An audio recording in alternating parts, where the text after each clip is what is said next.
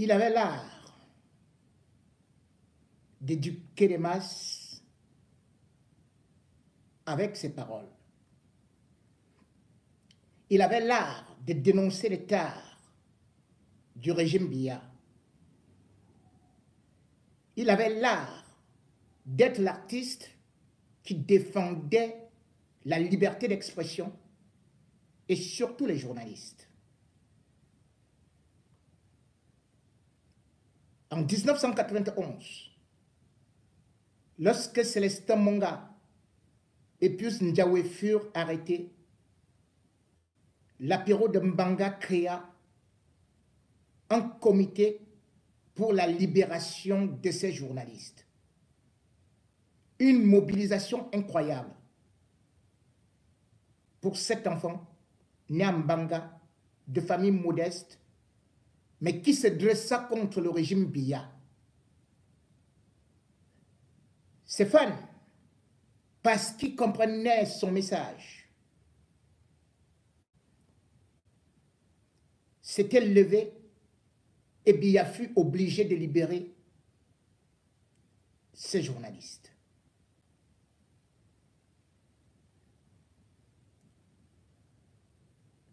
Le 3 mai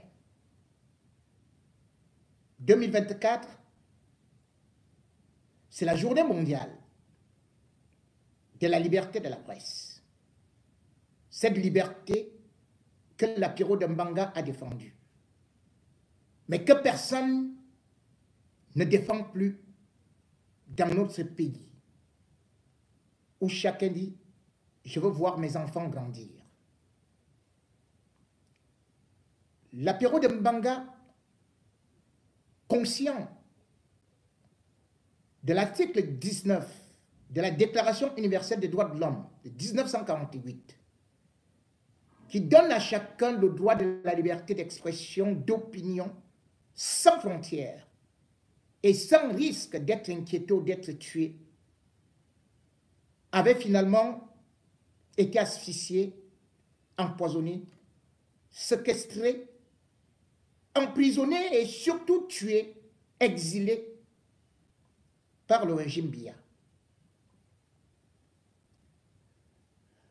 La journée internationale de la presse, la journée mondiale de la presse, qui a été décrétée par l'ONU à Windhoek en 1993, passe comme une lettre à la poste au Cameroun. On préfère plutôt fêter le pagne du 8 mars. On préfère fêter une soi-disant fête de la jeunesse qui n'existe pas. Et pourtant, que vaut un homme sans liberté? Et surtout la liberté d'expression. Le gouvernement camerounais n'y a d'ailleurs pas prêté attention puisque le thème ne portait que sur des futilités. La CRTV et les médias n'ont fait aucun bruit pour une journée qui pourtant doit interpeller le Cameroun, aujourd'hui classé 130e au niveau de la liberté d'expression par Reporters sans frontières. L'État devrait être interpellé, surtout les journalistes, par rapport à ce qui se passe au Cameroun, noirci par l'affaire Martinez-Zogo, qui a montré qu'on ne pouvait pas parler en toute liberté au Cameroun. Si vous voulez parler, vous êtes emprisonné comme l'apéro de Mbanga.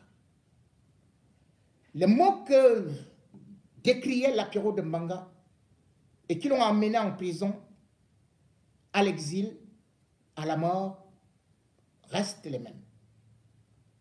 Puisque à cette époque-là, justement le régime Biya, ou alors Paul Biya, qui savait que la Constitution lui interdisait de se représenter à une nouvelle élection, avait décidé de forcer le verrou.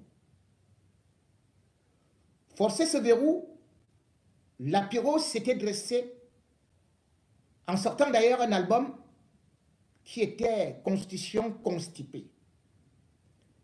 À Douala, il avait mobilisé les Ben Skinner, la société civile, les marchés, pour se dresser contre le régime Biya qui voulait violer cette constitution.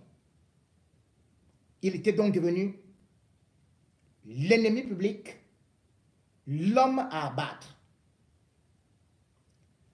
La seule façon de faire passer la constitution fut de mettre l'Apiro de Mbanga aux arrêts le 9 avril 2008.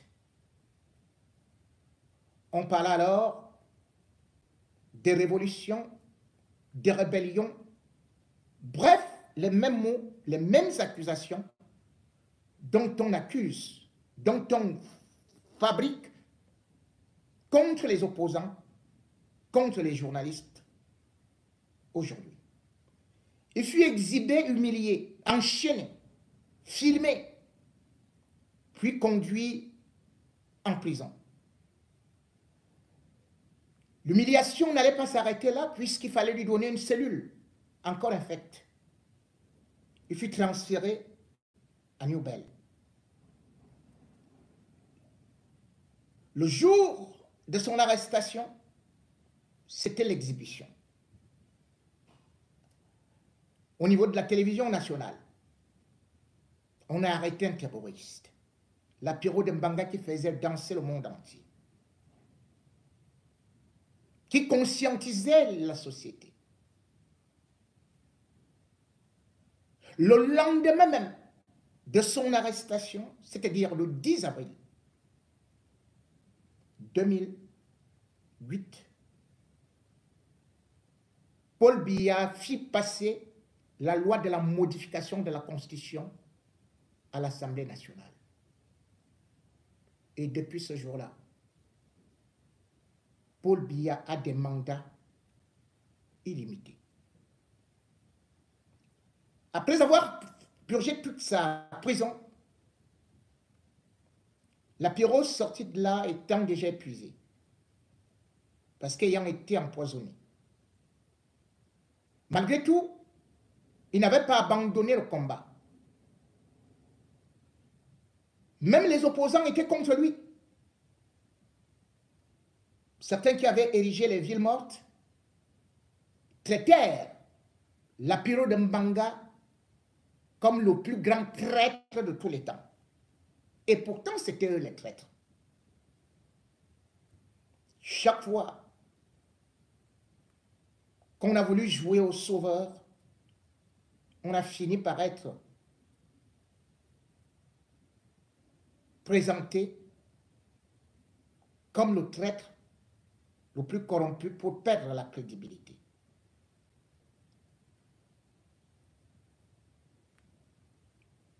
Malade, et après avoir constaté que le régime divisait sa famille, l'Apiro de Mbanga devait partir en asile, en exil. Et même la veille de son départ, un commissaire vint l'effrayer en tirant en l'air devant lui. Aucun soutien, personne n'était là, ni quand il était en prison, ni quand il subissait ses humiliations. Chacun voulait voir grandir ses enfants. Ainsi, l'Apiro décida lui aussi de dire « Je me suis déjà sacrifié. Je vais sauver la vie de mes 7 enfants. » Il partit aux États-Unis, s'installa à Buffalo. Et même là-bas, la situation du Cameroun le préoccupait. Il fut invité à l'ONU où il exprima ses inquiétudes par rapport aux atteintes aux libertés, à la dictature latente, et il avait même prévu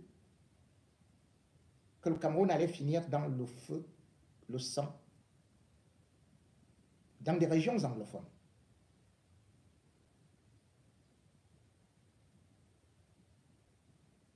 Lorsque j'avais vu l'Apiro de Mbanga à Paris, Il m'avait embrassé pour me dire ses adieux, tout courageux, en me disant certainement, je ne le verrai plus.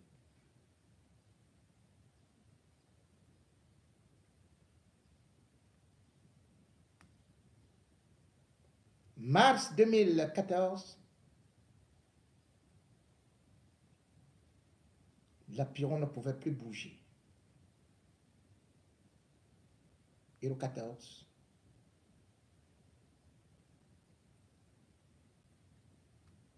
il rendit son dernier souffle.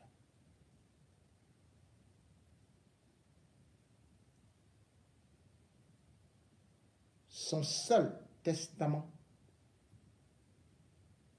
c'est qu'il ne fut jamais, plus jamais, retourné au Cameroun, même étant cadavre.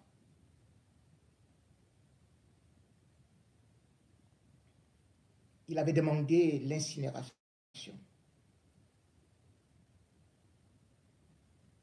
Il fut donc incinéré aux États-Unis. Un symbole, puisque c'est aussi nos libertés qui étaient incinérées. C'est notre liberté qui est incinérée. C'est notre idole qui était incinérée. C'est notre Messie. Parce que la musique, ce sont les œuvres de l'esprit qui étaient incinérées. Après l'apiro, on pouvait désormais entendre toutes sortes de musique uniquement satanique. Parce que l'homme qui pouvait conscientiser par la musique l'apiro de Mbanga était déjà parti. Il n'avait que 56 ans. Et personne ne se souvient, que ce soit au ministère de la Culture ou n'importe où, de qui était même l'apiro de Mbanga, de ce qu'il a même fait, pas seulement pour le Cameroun, mais pour le continent africain. D'ailleurs, son premier album fut enregistré en compagnie de Jimmy Cliff. Il n'avait pas appris à jouer à la guitare, mais il était comme l'autre artiste du Bikutsi qu'on appelait Zanzibar. Il donnait des cours de musique, un autodidacte, un génie. Il avait des compositions où il mélangeait le français, le pidgin et même des langues locales.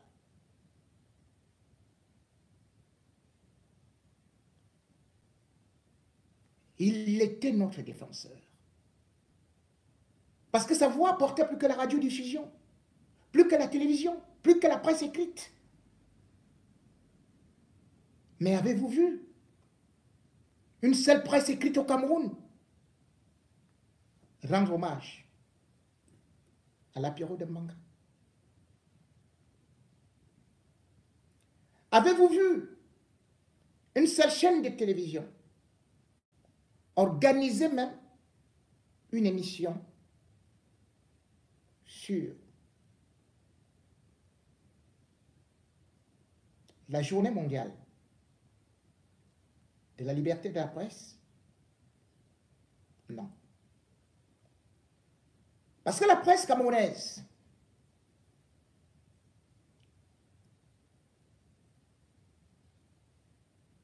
a oublié sa vocation. S'est lancée dans la prostitution. Où des journalistes sont des tueurs à gages et sont d'ailleurs prêts à vendre d'autres journalistes.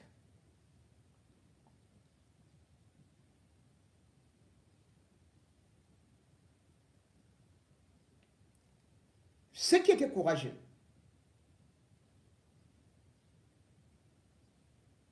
constatant qu'ils allaient aussi mourir là-bas au pays après l'assassinat de Martinez,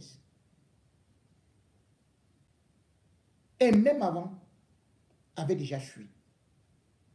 D'ailleurs, Célestin Monga, on n'en parlait plus. Pourtant, quelle plume dans le Messager. Éric Tchindjé, lui, il avait fui depuis très fort longtemps. Pius Ndiaoué avait été assassiné. Et c'est lui qui avait créé un quotidien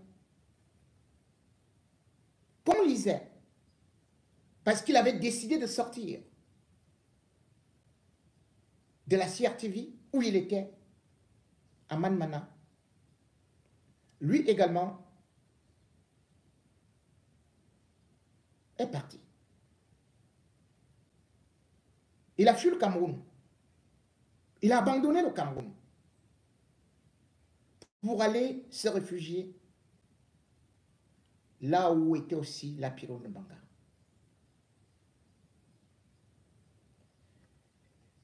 À l'occasion de la journée mondiale de la liberté de la presse, Aman Mana a accordé une interview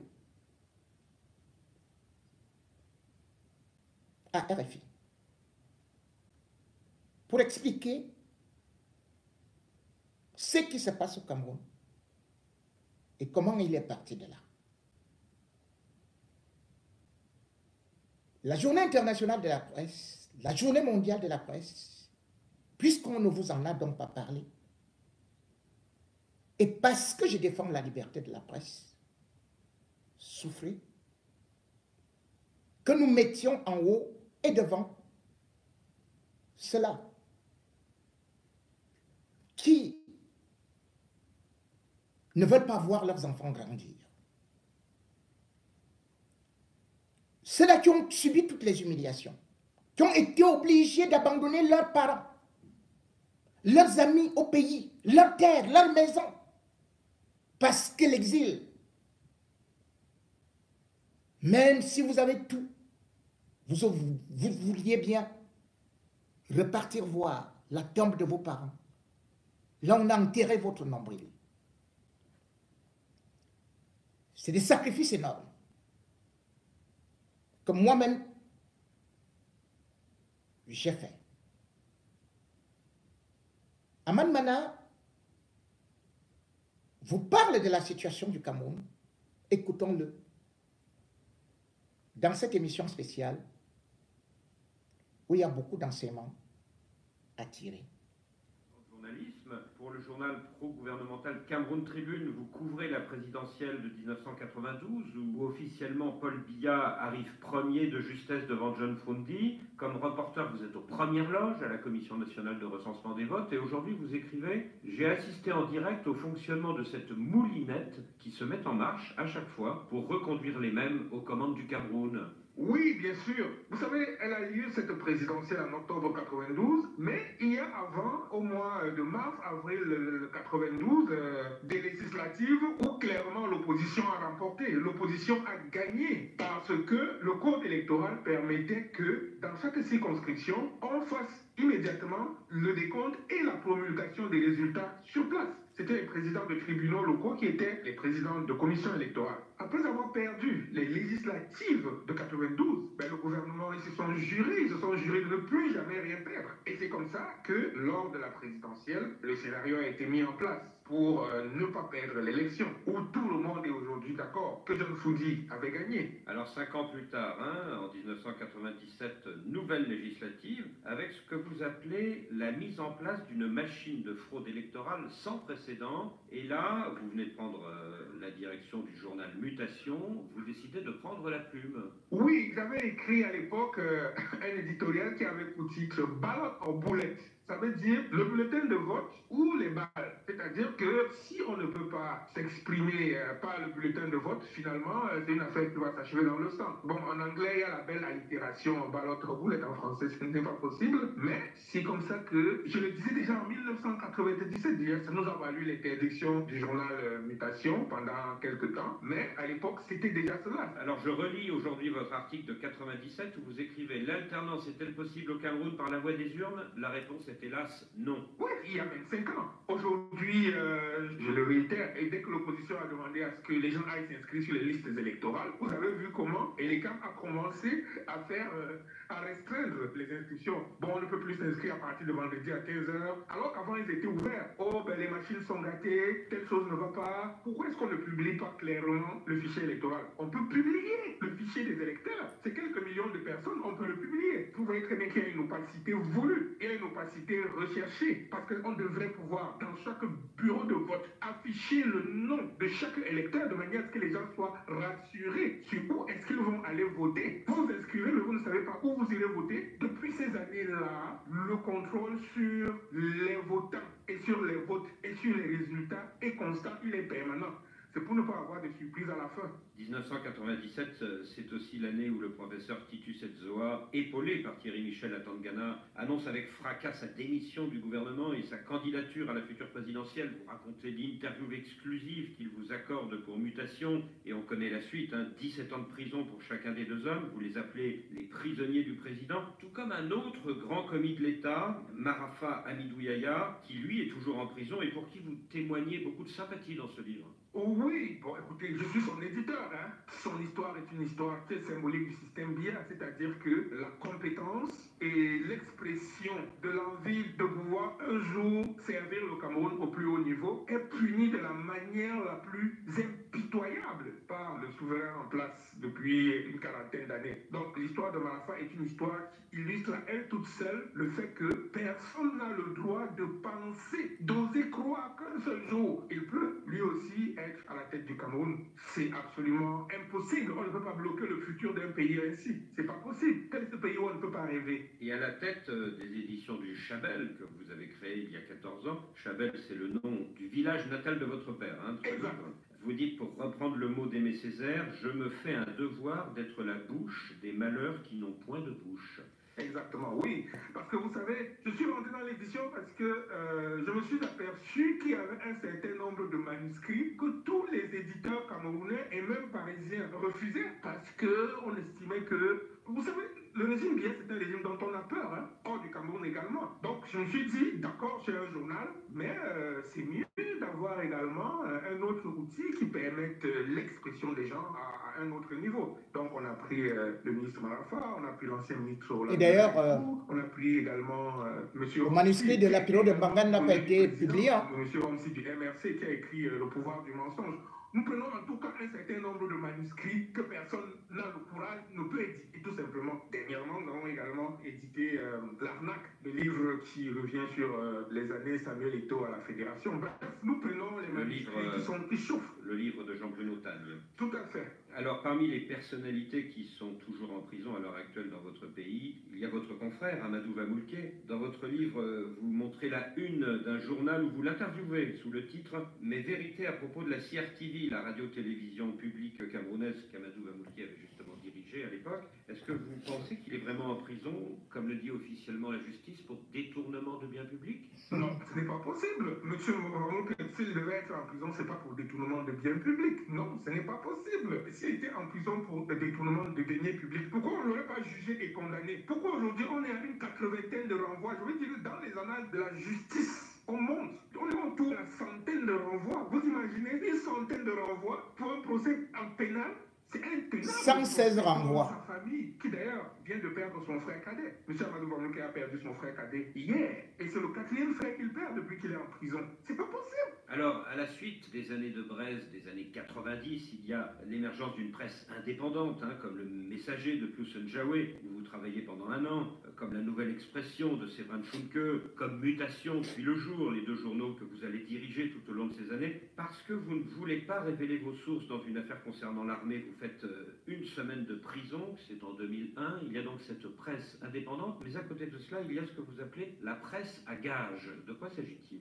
Oui, vous savez, pendant les années de braise, écoutez bien, il y a eu une presse vigoureuse, vraiment vigoureuse, qui était incarnée par 3 journaux, la Nouvelle Expression, Le Messager et Challenge Hebdo. Et ce sont les membres du pouvoir en place qui ont créé, lancé un certain nombre de journaux privés. Ils ont commencé à prendre des contrats sur les individus, tout simplement. C'est-à-dire que vous allez voir quelqu'un et vous mettez un contrat, comme exactement dans la pègre. Vous mettez un contrat sur la tête de quelqu'un et il s'en va, il exécute le contrat. Finalement, c'est ces journaux, c'est cette presse à gage, entre guillemets, qui finalement a pris le dessus. Et le gouvernement, le pouvoir en place est très très confortable lorsque tout le monde peut être mis dans le même sac. On dit, ah écoutez, toute cette presse-là, c'est du n'importe quoi. J'ai une expression que nous utilisions quand nous étions enfants, on disait l'eau sale plus l'eau propre, c'est toujours de l'eau sale. Donc je pense que tout cela a été fait à dessein. En février 2008, le régime camerounais est pris au dépourvu par les émeutes de la faim.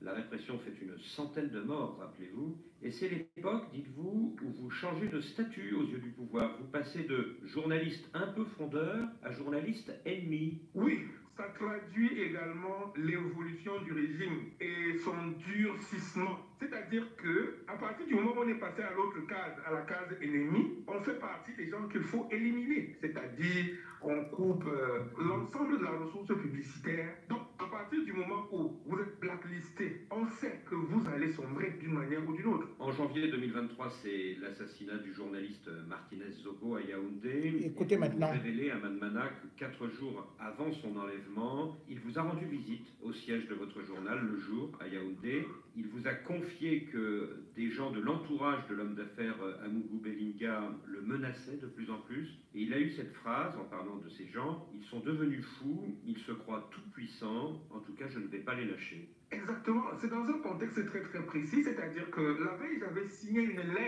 lettre ouverte à la directrice de l'école de journalisme de Yaoundé, l'école de communication, qui s'apprêtait de faire de M. Amougou Belinga le parrain d'une promotion de l'école. Moi, comme plusieurs membres anciens de l'école avons été choqués. Et j'ai écrit cette lettre, on a écrit cette lettre que j'ai signée. J'ai signé cette lettre et c'est une lettre qui a fait grand bruit. Et puis, on a sursi à cette intronisation, j'appelle ça comme ça, de M. Amougou Belinga comme parrain d'une promotion de l'école de journalisme de Yaoundé. J'ai dit non, mais M. Amougou Belinga, c'est lui qui a publié les listes des homosexuels. C'est le modèle de l'anti-journalisme. Donc, M. Martinez Zogo est venu à mon bureau et il m'a félicité pour ça. Il m'a dit, écoutez, tout le monde a peur d'Amougou Belinga dans ce pays. J'ai l'impression qu'il n'y a que toi et moi, peut-être, qui avons le courage de tout paix, de dire autre chose par rapport à Amougou Belinga. Bon, je lui ai dit, écoute, moi, je n'ai pas de soucis. Et c'est là où il a commencé à me parler. Et il m'a dit, écoute, moi, je suis visé. D'ailleurs, toi également, tu es visé. Je lui ai dit, écoute, vraiment. À partir du moment où ce n'était pas une pratique courante au Cameroun, ce n'était jamais arrivé. Le fait qu'on enlève un journaliste, qu'on aille l'exécuter quelque part, après l'avoir menacé, et Martinez Zogo, on voyait qu'il avait peur. C'était un garçon courageux, on sentait quand même qu'il avait peur. Puisqu'au moment où je suis sorti pour le raccompagner, j'ai vu qu'il avait essayé, il avait loué un taxi, qu'il avait garé très très loin, il était absolument sur ses gardes. Oui, il vous dit à ce moment-là, parce que vous voulez le raccompagner jusqu'à son véhicule, non, non, ce n'est pas la peine, ils me suivent, je ne veux pas qu'ils nous voient ensemble. Voilà, exactement. C'est ça qu'il m'a dit. Donc, il était déjà traqué. Plusieurs jours avant, il se sentait traqué. Il fonctionnait déjà un coup avec un taxi en location, un ceci, cela. Il était déjà traqué. Et ce 22 janvier 2023, Martinez Zogo est retrouvé mort dans un terrain vague, son corps supplicié. Dans votre livre, vous écrivez « Rien, mais alors rien de semblable n'était jamais arrivé au Cameroun ». À Yaoundé, à Douala, partout, vous dites l'abattement est total. Et c'est alors à Manmana que vous décidez de quitter le Cameroun? Oui, bien sûr. Parce que je n'avais aucune... rien ne démontrait que le lendemain, ce ne serait pas moi. Et après ces 35 ans de combat pour la liberté de la presse, vous publiez ce livre, ce très beau livre.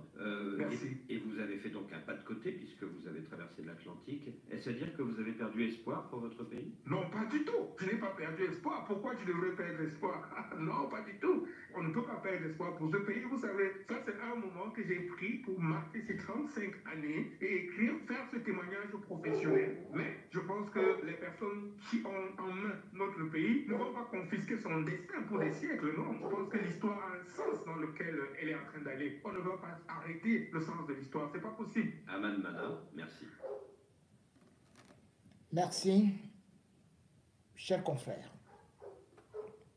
Et encore que, avant que Martinez Zogo n'aille le voir, je lui avais déjà dit, je l'avais appelé, tout comme j'avais aussi appelé Martinez Zogo, qui sera assassiné.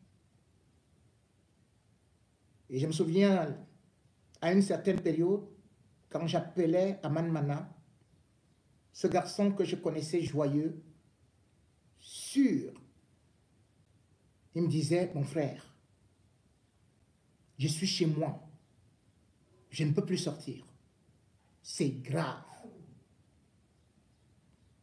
Il m'avait confié que maintenant, pour pouvoir manger, heureusement, j'ai des poulets chez moi que j'avais élevés. Je me sens également traqué.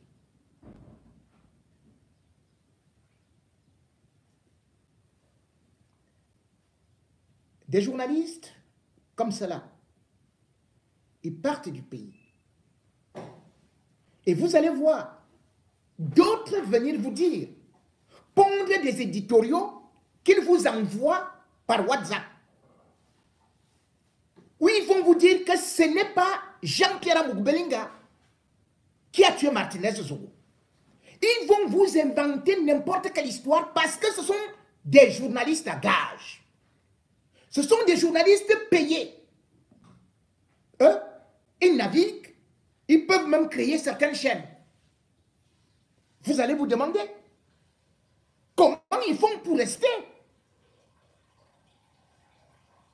Certains ont été avec Martinez Zogo. Et ce sont ceux-là qui salissent aujourd'hui sa propre mémoire.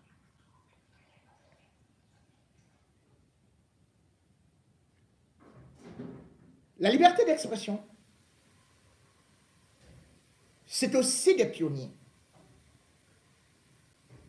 Et quand on parle de la liberté d'expression, c'est ceux qui ont laissé leur peau, qui ont couru beaucoup de risques, qu'on a oubliés.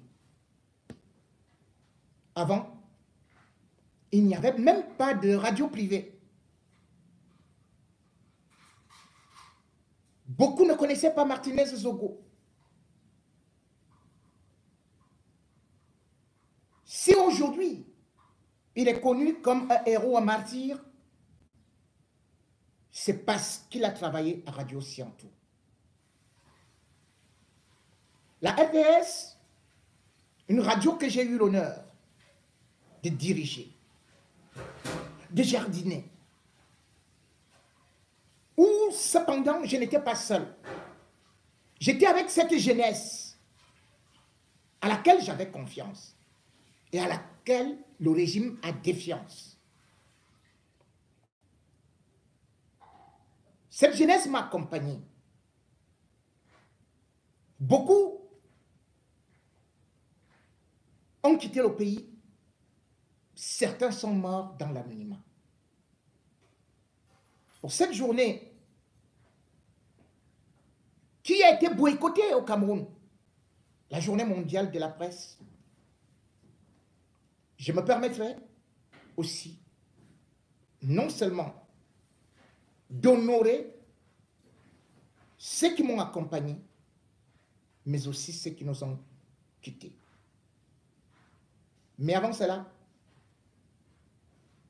je vais une fois de plus, en la mémoire des journalistes assassinés, en la mémoire de Martinez Zogo, que nous ne devons jamais oublier, tout comme Norbert Zongo au Burkina. Respectons sa mémoire et je vous invite à observer une minute de silence.